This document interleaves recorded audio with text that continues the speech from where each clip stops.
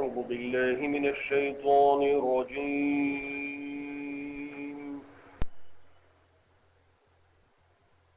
بسم الله الرحمن الرحيم.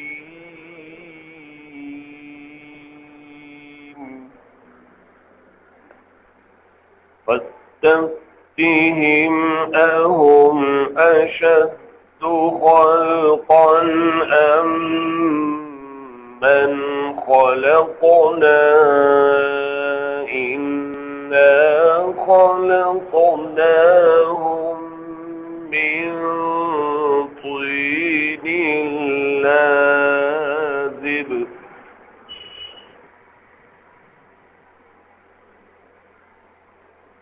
بل عجبت ويسخرون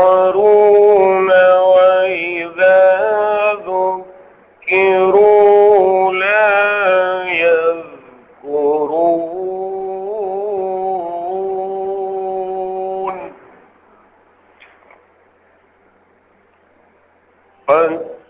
فاستفتهم أهم أشد خلقا أم من خلقنا إنا خلقناهم من طين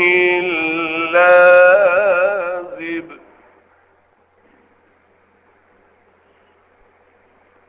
بل عجبت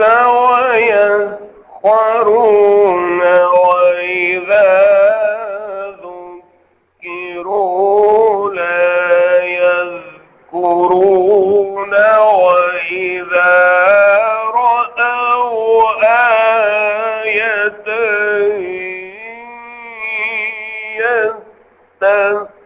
يستسخرون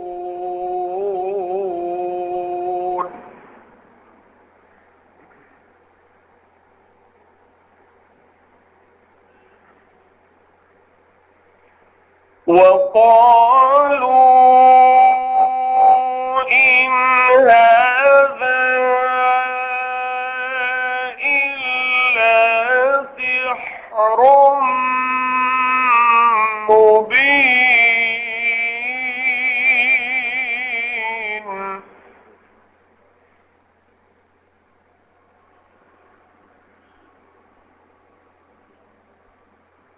أإذا متنا وكنا ترابا وعظاما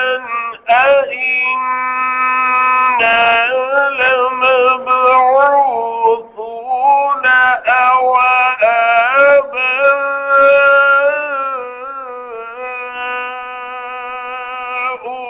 الأولون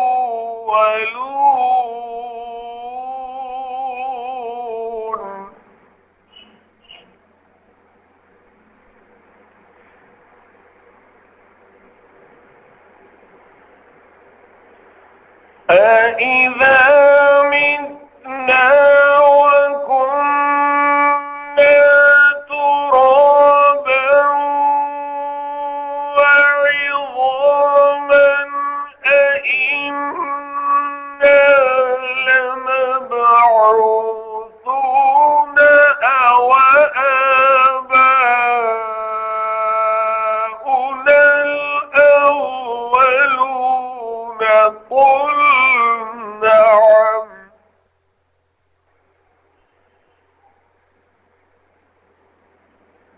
قل نعم وأنتم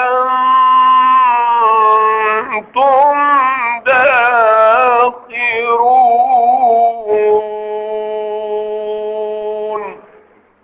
صدق الله العظيم. 23ویں پارے میں سورہ صافات کی آیت 11 سے 18 تک پڑھی گئی. ترجمہ سماعت فرمائیے. اب پوچھ ان سے کیا یہ بنانے مشکل ہیں یا جتنی خلقت کہ ہم نے بنائی ہم نے ہی ان کو بنایا ہے ایک چپکتے گارے سے، بلکہ تو کرتا ہے تعجب اور وہ کرتے ہیں ٹھٹے مذاق. اور جب ان کو سمجھائے نہیں سوچتے، اور جب دیکھیں کچھ نشانی ہنسی میں ڈال دیتے ہیں اور کہتے ہیں کچھ نہیں یہ تو کھلا جادو ہے۔ کیا جب ہم مر گئے اور ہو گئے مٹی اور ہڈیاں تو کیا ہم کو پھر اٹھائیں گے؟ کیا ہم اور ہمارے اگلے باپ دادوں کو بھی؟ تو کہے ہاں اور تم ذلیل ہو گئے۔ جب دلائل توحید سے معلوم ہو گیا کہ اللہ تعالیٰ ان عظیم الشان مخلوقات میں ایسے عظیم تصرفات پر قادر ہیں اور یہ ساری عظیم مخلوقات اس کے قبضہ قدرت میں ہیں، تو آپ ان آخرت کا انکار کرنے والوں سے پوچھئے کہ یہ لوگ بناوٹ میں زیادہ سخت ہیں یا ہماری پیدا کی ہوئی یہ چیزیں جن کا ابھی ذکر ہوا؟ حقیقت یہی ہے کہ یہی چیزیں زیادہ سخت ہیں،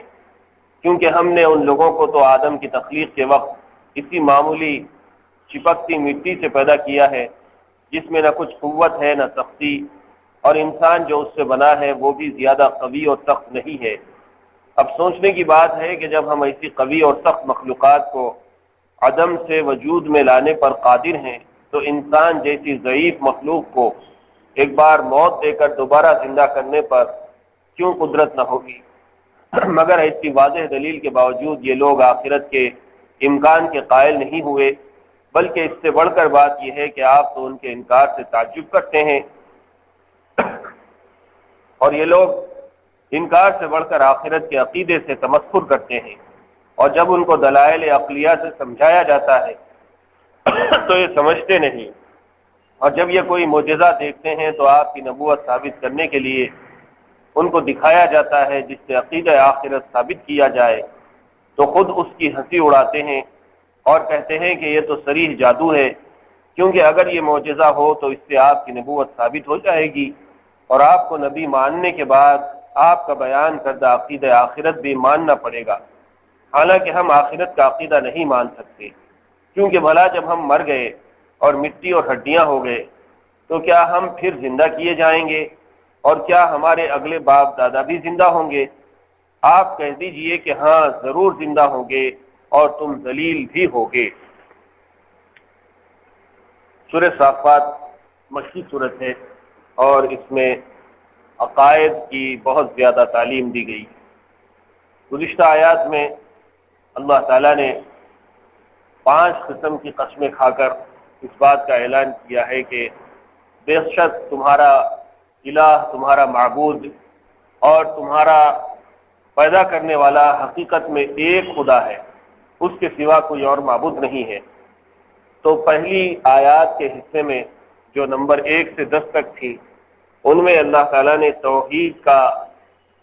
ذکر کیا، توحید کی طرف لوگوں کو دعوت دی، اور ان آیات میں عقیدہ آخرت کا ذکر کیا گیا ہے۔ عقیدہ توحید کو ثابت کرنے کے بعد ان 8 آیتوں میں عقیدہ آخرت کا بیان ہے اور اس سے متعلق مشرکین کے شبہات کا جواب دیا گیا ہے۔ سب سے پہلی آیت میں انسانوں کے دوبارہ زندہ ہونے کے امکان پر عقلی دلیل پیش کی گئی ہے، جس کا خلاصہ یہ ہے کہ کائنات کے جن عظیم اجسام کا ذکر پچھلی آیتوں میں کیا گیا ہے، انسان تو ان کے مقابلے میں بہت کمزور مخلوق ہے۔ جب تم یہ تسلیم کرتے ہو کہ اللہ تعالیٰ نے فرشتے، چاند، ستارے، سورج، شہاب ثاقب جیسی مخلوقات اپنی قدرت سے پیدا فرمائی ہیں، تو اس کے لیے انسان جیسی کمزور مخلوق کو موت دے کر دوبارہ زندہ کر دینا کیا مشکل ہو سکتا ہے؟ جس طرح تمہیں ابتدا میں چپکتی ہوئی مٹی سے بنا کر تم میں روح پھونک دی تھی، اسی طرح جب تم مر کر دوبارہ خاک ہو جاؤ گے اس وقت پھر اللہ تعالیٰ تمہیں زندگی عطا کر دے گا۔ اور یہ جو ارشاد فرمایا گیا ہے کہ ہم نے انہیں چپکتی مٹی سے پیدا کیا، اس سے مطلب یا تو یہ ہے کہ ان کے جد امجد حضرت آدم علیہ السلام کو مٹی سے پیدا کیا گیا تھا، اور یہ بھی ہو سکتا ہے کہ اس سے مراد ہر انسان ہو، اس لیے کہ اگر غور سے دیکھا جائے تو ہر انسان کی اصل پانی ملی ہوئی مٹی ہوتی ہے، اور اس طرح کے انسان نطفے سے پیدا ہوتا ہے، نطفہ خون سے بنتا ہے، خون غذا سے پیدا ہوتا ہے، اور غذا خواہ کسی شکل میں ہو اس کی اصل نباتات ہیں، اور نباتات مٹی اور پانی سے پیدا ہوتے ہیں۔ انسان کی تخلیق پر غور کرنے کی دعوت دی گئی ہے۔ آخرت کے عقیدے کو مضبوطی سے دلوں میں جمانے کی خاطر اللہ تعالیٰ نے انسان کو دعوت فکر دی ہے اور اس کو سمجھایا ہے کہ آج بہت سے لوگوں کو اس بات پر شبہ ہوتا ہے کہ آدمی مر جائے، مٹی ہو جائے، اس کی ہڈیاں بوسیدہ ہو جائیں، اس کا ریزہ ریزہ بن جائے اور مٹی مٹی میں مل جائے، تو بھلا یہ کیسے ممکن ہو سکتا ہے کہ انسان کو دوبارہ پیدا کیا جائے؟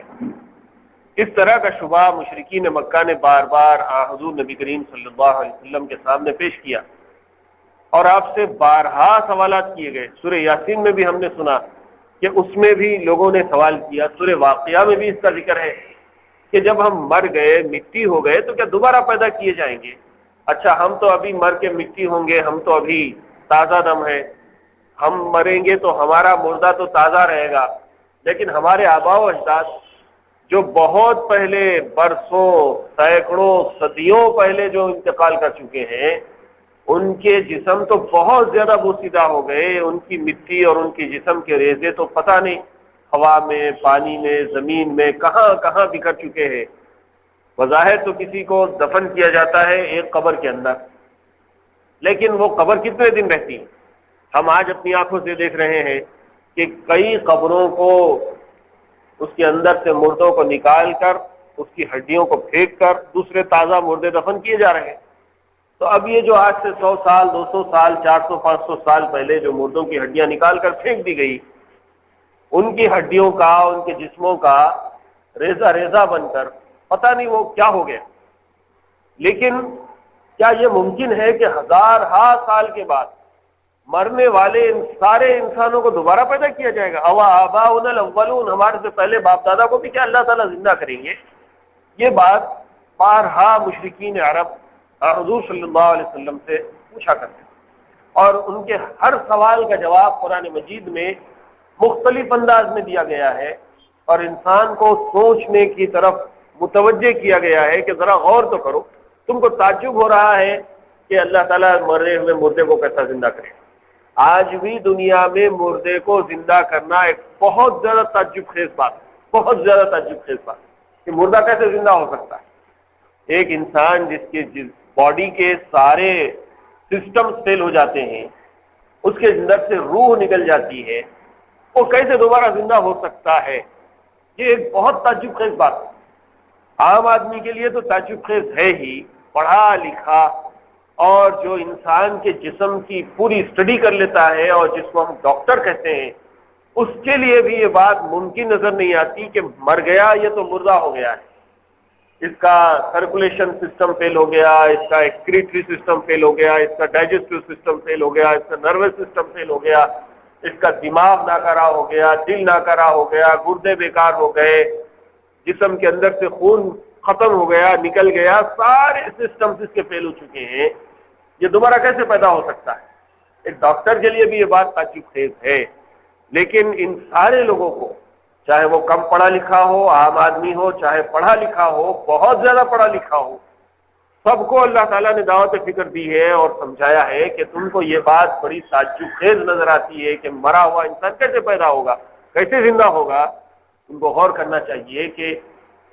جو ابتدائی تمہاری تخلیق ہے، جس خدا نے تم کو پہلی بار پیدا کیا ہے، کیا وہ تعجب کی بات نہیں تھی؟ تم کچھ نہیں تھے، تمہارا کوئی وجود نہیں تھا۔ کئی مقامات پر بے شمار آیتیں آپ کو ملیں گی جس میں اللہ تعالیٰ نے انسان کو کس طرح سے جھنجھوڑا ہے، یاد دلایا ہے۔ سورہ دہر میں فرماتے ہیں کہ هل اتى على الانسان حين من الدهر لم يكن شيئا مذكورا، کیا انسان کے اوپر ایک لمبا زمانہ ایسا نہیں گزرا ہے کہ جس میں وہ قابل ذکر چیز بھی نہیں تھا، کچھ نہیں تھا، نہ اس کی شکل و صورت تھی، نہ اس کا نام و نشان تھا، نہ اس کے کارنامے تھے، نہ اس کا بچپن اور جوانی تھی، نہ اس کے ماں باپ کو بھی پتا تھا کہ وہ کون پیدا ہوگا اس کی اولاد میں، کچھ نہیں معلوم۔ انا خلقنا الانسان من نطفة امشاج نبتلی، اللہ تعالیٰ نے مرد اور عورت کے ملے جلے نطفے سے انسان کو پیدا کیا، وجعلناہ سمیعا بصیرا، پھر اس کو دیکھتا اور سنتا ہوا بنا دیا، اور پھر انسان کے اندر ایسی صلاحیتیں اللہ تعالیٰ نے پیدا کر دیں کہ جس سے وہ دیکھتا ہے، سنتا ہے، سوچتا ہے، چلتا پھرتا ہے، بھاگ دوڑ کرتا ہے، اور کیسے کیسے کام کرتا ہے۔ یہ انسان کو وجود بخشنا، اس کو پیدا کرنا، اس کے اندر مختلف قسم کی صلاحیتیں پیدا کر دینا، کیا یہ سب تعجب کی باتیں نہیں ہیں؟ جس اللہ نے یہ سب کچھ کیا ہے، پہلی بار انسان کو وجود بخشا ہے، اس اللہ کے لیے یہ بات کیا مشکل ہو سکتی ہے کہ وہ مرے ہوئے مردے کو دوبارہ زندہ کر دے؟ اس کے لیے تو بہت آسان ہے، یہ برابر ممکن ہے، ممکن ہی نہیں بلکہ یقینی ہے، اس کے اندر کوئی شک اور شبہ نہیں ہو سکتا۔ پھر اسی سورہ صافات کی ابتدائی آیتوں میں اللہ تعالیٰ نے اپنی مخلوقات کے مختلف چیزوں کی طرف انسان کو توجہ دلائی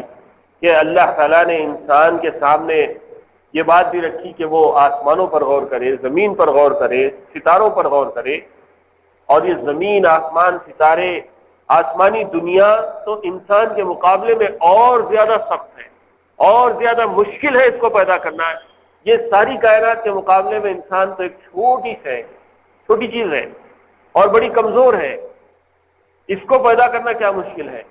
جبکہ اللہ نے آسمان جیسی عظیم الشان چیز بنا دی، اس کے اندر بے شمار ستاروں کو رکھ دیا، اس کے اندر چاند رکھا، سورج رکھا، زمین کو اتنا بڑا پھیلا دیا،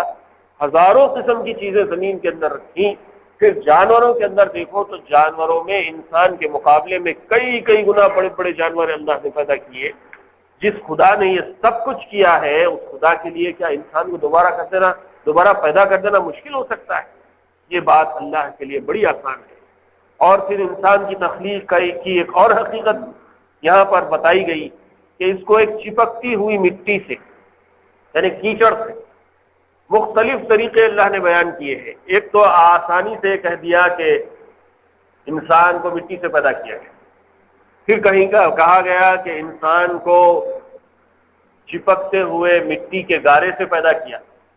چپکتا ہوا مٹی کا گارا، اس کا مطلب یہ ہے کہ مٹی کو بھگا دیا گیا، اور پھر اس کو اتنی دیر تک رکھ دیا گیا کہ اس کے اندر خمیر آ جائے۔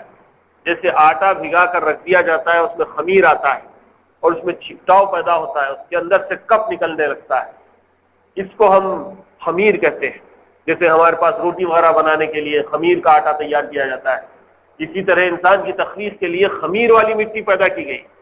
اسی لیے کہتے ہیں نا، کسی آدمی کی اچھی یا بری خصلت ہوتی ہے تو کہتے ہیں کہ اس کے خمیر میں گڑبڑ، اس کا خمیر اچھا ہے، اس کا خمیر برا ہے۔ اچھا آدمی ہے تو کہتے ہیں اس کا خمیر اچھا ہے، برا آدمی ہے تو کہتے ہیں اس کا خمیر برا۔ اسی طرف اشارہ ہے کہ انسان کو چپکتی ہوئی مٹی، اور سورہ رحمان میں فرمایا کہ وَخَلَقَ الْإِنسَانَ مِنْ صَلْصَالٍ كَالْفَخَّارِ، کھنکھناتی ہوئی ٹھکری سے انسان کو پیدا کیا، اور ٹھکری بھی ابتدا میں چپکتی ہوئی مٹی کے گارے سے ہی بنتی ہے۔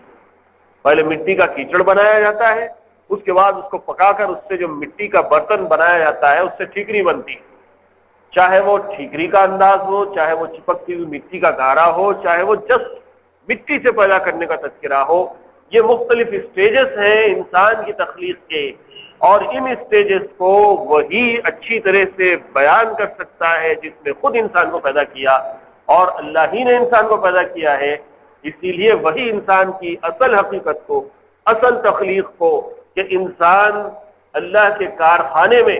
کس طرح سے تیار ہوتا ہے، اس کی جو انسانوں کی پیدائش کی انڈسٹری ہے اللہ کے پاس، اس میں کس طرح سے انسان کو اللہ تعالیٰ مختلف اسٹیجز سے گزار کے ایک انسان کے سانچے میں ڈھال کر دنیا کے اندر لے آتے ہیں، وہ سارا پروسیس اللہ ہی بہتر بتا سکتے ہیں، اور اسی کو اللہ نے قرآن مجید میں مختلف انداز میں پیش کیا ہے۔ اور یہاں پر بتایا گیا ہے کہ یہ انسان چپکتی ہوئی مٹی سے پیدا کیا گیا۔ ابتدائی انسان جو حضرت آدم علیہ السلام ہے، ان کو تو مٹی سے پیدا کرنا بالکل صاف اور واضح ہے۔ پھر عام انسان جو پیدا ہوتے ہیں،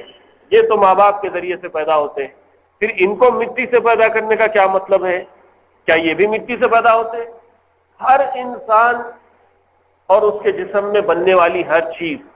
وہ سب کچھ مٹی سے ہے۔ آپ غور کیجئے کہ ہم اس زمین پہ رہتے ہیں، اور ہمارا تعلق اس زمین سے اور زمین کی مٹی ہی سے ہے۔ ہمارے جسم کا کلر دیکھیے، چاہے کالا آدمی ہو، گورا آدمی ہو، لال ہو، انسان کیسا بھی ہو، یہ ساری خصوصیات، یہ سارے کلر مٹی سے ملتے ہوئے۔ دوسری بات یہ ہے کہ ہم چاہے گوشت کھاتے ہوں، چاہے ترکاری کھاتے ہوں، پھل کھاتے ہوں، یہ ساری ہماری غذائیں اللہ تعالیٰ زمین ہی سے پیدا کرتا ہے۔ چاول بھی آدمی کھا رہا ہے تو مٹی سے نکلا ہوا ہے، گیہوں بھی کھا رہا ہے تو مٹی سے نکلا ہوا ہے، جوار بھی کھا رہا ہے مٹی سے نکلا ہوا ہے، اور ترکاری اور بھاجی کھا رہا ہے مٹی سے نکلا ہوا ہے، مسالے کھا رہا ہے مٹی سے نکلے ہوئے ہیں۔ پھل کھا رہا ہے، چاہے ڈرائی فروٹس کھا رہا ہے یا عام فروٹس کھا رہا ہے، سب کچھ اللہ تعالیٰ نے مٹی سے پیدا کیا ہے۔ تو جو کچھ انسان کو مل رہا ہے وہ سب مٹی ہی سے مل رہا ہے، اور یہ مٹی سے نکلنے والی غذا کھا کر انسان جب پنپتا ہے، بڑا ہوتا ہے، اس کے اندر گروتھ اور ڈیولپمنٹ ہوتا ہے، اس کی اصل مٹی ہی ہے۔ پھر یہ کھا کر انسان کے جسم میں جو خون بنتا ہے وہ بھی مٹی ہی کا ہے، اور اس سے جو نطفہ بنتا ہے وہ بھی مٹی ہی کا ہے، اور اسی سے انسان بنتا ہے۔ تو جا کر بات یہیں پر رکتی ہے کہ بہرحال انسان کی تخلیق مٹی سے ہے۔ بہر صورت پہلی آیت عقیدہ آخرت کی عقلی دلیل پر مشتمل ہے، اور اسے خود انہی سے سوال کر کے شروع کیا گیا ہے کہ تم زیادہ سخت مخلوق ہو یا جن مخلوقات کا ذکر ہم نے کیا ہے وہ زیادہ سخت ہیں؟ جواب ظاہر تھا کہ وہی مخلوقات زیادہ سخت ہیں، اس لیے اس کی تصریح کرنے کے بجائے اس کی طرف یہ کہہ کر اشارہ کر دیا گیا ہے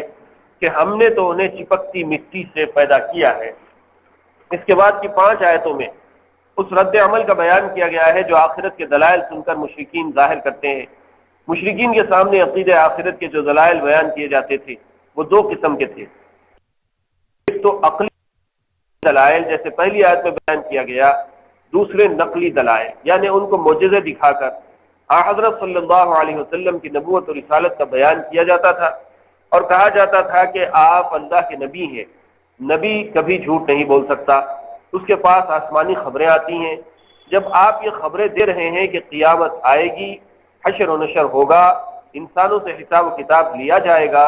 تو یہ خبر یقیناً سچی ہے، اسے مان لینا چاہیے۔ جہاں تک عقلی دلائل پر مشرکین کے رد عمل کا تعلق ہے، اس کے بارے میں ارشاد ہے بل عجبت ویسخرون واذا ذکروا لا یذکرون، یعنی آپ کو تو ان لوگوں پر یہ تعجب ہوتا ہے کہ کیسے واضح دلائل سامنے آنے کے باوجود یہ لوگ نہیں مان رہے، لیکن یہ الٹا آپ کے دلائل و عقائد کا مذاق اڑاتے ہیں، اور انہیں کتنا ہی سمجھا لو سمجھ کر نہیں دیتے۔ رہے نقلی دلائل تو اس کے بارے میں ان کا رد عمل یہ ہے وَإِذَا رَأَوْا آیَةً يَسْتَسْخِرُونَ، جب کوئی معجزہ دیکھتے ہیں تو آپ کی نبوت اور بالآخر عقیدہ آخرت پر دلالت کرتا ہے تو یہ اسے بھی ٹھٹوں میں مذاق میں اڑا دیا کرتے ہیں، کہتے ہیں کہ یہ تو کھلا جادو ہے، اور اس سارے تمکر اور استہزاء کی ان کے پاس ایک ہی دلیل ہے، وہ یہ کہ اَإِذَا مِتْنَا وَكُنَّا تُرَابًا وَعِظَامًا أَإِنَّا لَمَبْعُوثُونَ أَوَآبَاؤُنَا الْأَوَّلُونَ، یعنی یہ بات ہمارے تصور میں نہیں آتی کہ ہم اور ہمارے آباء و اجداد خاک ہو جانے اور ہڈیاں بن جانے کے بعد دوبارہ کیسے زندہ کیے جائیں گے۔ اس ہم نہ کوئی عقلی دلیل مانتے ہیں اور نہ کسی جزے وغیرہ کو تسلیم کرتے ہیں۔ باری تعالیٰ نے ان کے جواب میں صرف ایک جملہ آخر میں ارشاد فرمایا قل نعم وانتم داعون، یعنی آپ کہہ دیجئے کہ ہاں تم ضرور دوبارہ زندہ ہوگے اور دلیل خوار ہو کر زندہ ہوگے۔ اس میں وہی بحث کا تذکرہ ہے، اور 2 باتیں یہاں بیان کی گئی۔ ایک ہے لوگوں کو سمجھانے کے لیے عقلی دلیل، سوچنے سمجھنے کی دعوت، غور و فکر کرنے کی دعوت، غور کرو، فکر کرو، دیکھو کہاں کہاں سے کیسے کیسے حالات سے تم گزر رہے ہو، اللہ کی کیسی کیسی مخلوقات ہیں، ان ساری بڑی مخلوقات کے مقابلے میں انسان تو چھوٹی سی مخلوق ہے، اس کا پیدا کرنا اس کے لیے کیا مشکل ہے۔ یہ دعوت غور و فکر عقلی دلیل کے، بھئی تم کو سمجھ میں نہیں آ رہا تو عقل سے کام لو، جو چیز تم رات دن دیکھ رہے ہو اس کو دیکھو، سمجھو، پرکھو اور ماننے کی کوشش کرو، یہ عقلی دلیل ہے۔ اور دوسری چیز ہے نقلی دلیل۔ نقل کا مطلب ہے بات بول کر اور معجزے دکھا کر آدمی کو ماننے کی طرف راغب کیا جائے، یہ نقلی دلیل کہلاتی ہے، جس میں قرآن کی آیتیں ہیں، حضور صلی اللہ علیہ وسلم کے معجزات ہیں، یہ سب دیکھ کر تم سمجھ لو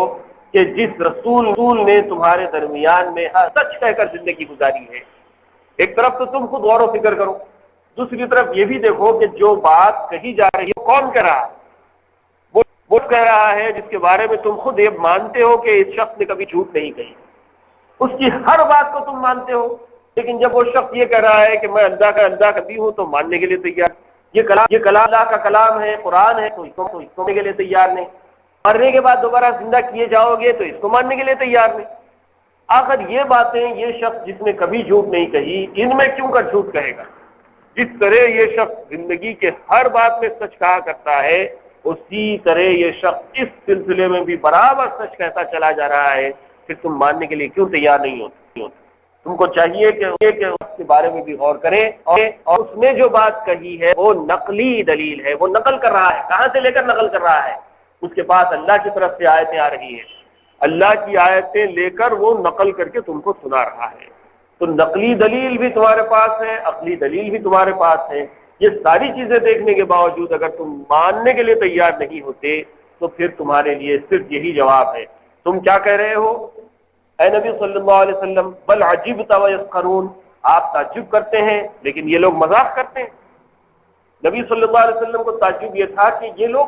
سب چیز مانتے ہیں، میرے بارے میں، میری سچائی کے بارے میں، میری امانت داری کے بارے میں برابر یہ لوگ تسلیم کرتے ہیں، مانتے ہیں، لیکن میری نبوت کا انکار کرتے ہیں۔ بڑی عجیب بات ہے۔ پھر میں معجزات دکھلا رہا ہوں، قرآن جیسا معجزہ میں نے ان کے سامنے پیش کیا، اور قرآن کے بارے میں ہر طرح کا حربہ انہوں نے آزما لیا اس کو جھٹلانے کے سلسلے میں، لیکن ہر جگہ انہوں نے ناکامی کا منہ دیکھا، ناکام ہو گئے، یہ قرآن ماننے کے لیے تیار نہیں۔ بڑی عجیب بات۔ پھر کتنے معجزات، بڑے بڑے معجزات اللہ کے رسول صلی اللہ علیہ وسلم نے دکھلائے لوگوں کو، لیکن اس کے لیے بھی ماننے کے لیے تیار نہیں۔ پھر یہ ہے کہ نہ صرف یہ معجزات کو نہیں مانتے، میری بات کو نہیں مانتے، بلکہ الٹا مذاق کرتے ہیں۔ بل عجبت ویسخرون، آپ تعجب کر رہے ہیں ان کی حرکتوں پر، اور یہ لوگ مذاق میں لگے ہوئے ہیں۔ وَإِذَا ذُكِّرُوا لَا يَذْكُرُونَ، آپ ان کو نصیحت کر رہے ہیں اور یہ لوگ نصیحت ماننے کے لیے تیار نہیں ہیں۔ وَإِذَا رَأَوْا آيَةً يَسْتَسْخِرُونَ، آپ اللہ کی آیتیں اور معجزات اور قرآن کی آیتیں ان کے سامنے پیش کر رہے ہیں تو یہ لوگ اس کا ساتھ مذاق کر رہے ہیں، مسخرہ بنا کر رہے ہیں، اور کہہ رہے ہیں اَإِذَا مِتْنَا وَكُنَّا تُرَابًا وَعِظَامًا أَإِنَّا لَمَبْعُوثُونَ، ارے ہم مر جائیں گے، مٹی ہو جائیں گے، ہماری ہڈیاں ہو جائیں گی، أَإِنَّا لَمَبْعُوثُونَ، کیا پھر ہم دوبارہ پیدا کیے جائیں گے؟ پھر یہی سوال کر رہے ہیں الٹا، آباؤنا الاولون، کیا ہمارے باپ دادا بھی پیدا کیے جائیں گے؟ تو اب یہ بار بار کے سوال اور کٹ حجتی اور ہٹ درمی کے نتیجے میں اللہ تعالیٰ نے ان کو صرف ایک ہی بات کہہ دی کہ قل نعم وانتم داخلون۔ یہ اللہ تعالیٰ کا حاکمانہ انداز ہے کہ تم چاہے مانو یا نہ مانو۔ اے نبی صلی اللہ علیہ وسلم، آپ کہہ دیجئے کہ ہاں ہاں ضرور بضرور تم پیدا کیے جاؤ گے، ضرور تم دوبارہ اٹھائے جاؤ گے۔ وَأَنْتُمْ دَاخِلُونَ، نہ صرف یہ کہ اٹھائے جاؤ گے بلکہ ذلیل و خوار ہو کر تم کو دوبارہ اٹھایا جائے گا۔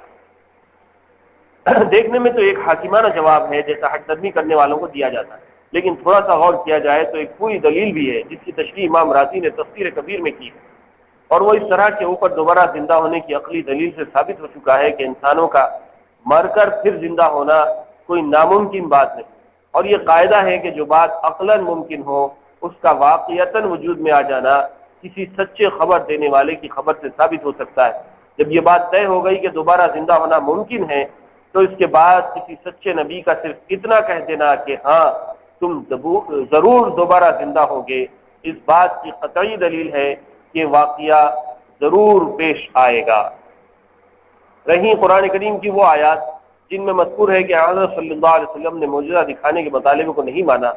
تو در حقیقت وہاں بار بار معجزات دکھائے جا چکے تھے، لیکن وہ ہر روز اپنی مرضی کا ایک نیا معجزہ طلب کرتے تھے۔ اس کے جواب میں معجزہ دکھانے سے انکار کیا گیا، اس لیے کہ اللہ کا نبی اللہ کے حکم سے معجزات دکھاتا ہے۔ اگر کوئی پھر بھی اس کی بات نہ مانے تو ہر روز ایک نیا معجزہ ظاہر کرنا نبی کے وقار کے بھی خلاف ہے اور اللہ تعالیٰ کی مشیت کے بھی خلاف ہے۔ اس کے علاوہ اللہ تعالیٰ کا دستور یہ رہا ہے کہ جب کسی قوم کو اس کا مطلوبہ معجزہ عطا کر دیا جاتا ہے اور اس کے بعد بھی وہ ایمان نہیں لاتے تو عذاب عام کے ذریعے اس کو ہلاک کیا گیا۔ امت محمدیہ کو چونکہ باقی رکھنا اور عذاب عام سے بچانا پیش نظر تھا، اس لیے اسے مطلوبہ معجزہ نہیں دکھلایا گیا۔ یہاں معجزے کے سلسلے میں ہے کہ جس طرح اللہ کے رسول صلی اللہ علیہ وسلم نے کئی موقعوں پر کئی معجزات دکھلائے، پھر بھی لوگوں کا یہ طریقہ رہا ہے کہ وہ اپنی فرمائش کا معجزہ، کہ اگر آپ کے ساتھ کوئی فرشتہ ہاتھ آ جائے تو ہم مان لیتے کہ آپ اللہ کے نبی، ایک مطالبہ یہ۔ دوسرا مطالبہ کہ آپ کیسے نبی ہیں، عام لوگوں کی طرح بازاروں میں چلتے پھرتے ہیں، سودا سلوک خریدتے رہتے ہیں، اور پھر آپ اللہ کے نبی ہونے کا دعویٰ کرتے ہیں۔ اگر آپ اللہ کے نبی ہیں تو آپ کے پاس کوئی جائیداد ہوتی، کہ دولت ہوتی، کوئی مال ہوتا، کوئی باغ ہوتا جس سے آپ آرام سے بیٹھ کے کھاتے پیتے اور نبوت چلاتے، تو ہم مان لیتے کہ واقعی آپ اللہ کے نبی ہیں۔ ایسے عجیب عجیب سوالات کیا کرتے. تو ان سارے باتوں کا جواب یہ دیا گیا کہ تم لوگ جو مطالبے کر رہے ہو تمہارے تصور میں جیسا نبی ہونا چاہیے ویسا ہونا ضروری نہیں ہے. تو اب اللہ کو جو منظور تھا وہ ساری باتیں ہو چکی، تمہارا مطالبہ پورا کرنا ضروری نہیں ہے. اس لیے بہت سے معجزات کے مطالبات کو اللہ تعالیٰ نے رد کر دیا، ریجیکٹ کر دیا، اور یہاں پر اسی کا تذکرہ آخر میں کیا گیا ہے. قرض یہ کہ ان آیات میں عقیدہ آخرت اور مرنے کے بعد دوبارہ زندہ کیے جانے کا اس بات یعنی اس کو ثابت کیا گیا ہے. آگے کی آیتوں کا یہ سلسلہ انشاءاللہ آئندہ جاری رہے گا. اللہ تعالیٰ سے دعا ہے کہ اللہ تعالیٰ ہم سب کو قرآن مجید کے پڑھنے، سمجھنے، عمل کرنے کی توفیق عنایت فرمائے. وآخر دعوانا الحمد للہ رب العالمین. الحمد للہ رب العالمین. اللهم صل على سيدنا محمد وعلى آل سيدنا محمد وبارك وسلم. ربنا ظلمنا أنفسنا وإن لم تغفر لنا وترحمنا لنكونن من الخاسرين. ربنا آتنا في الدنيا حسنة وفي الآخرة حسنة وقنا عذاب النار. اللهم من أحييته منا فأحيه على الإسلام ومن توفيته منا فتوفه على الإيمان. سبحان ربك رب العزة عما يصفون وسلام على المرسلين والحمد لله رب العالمين.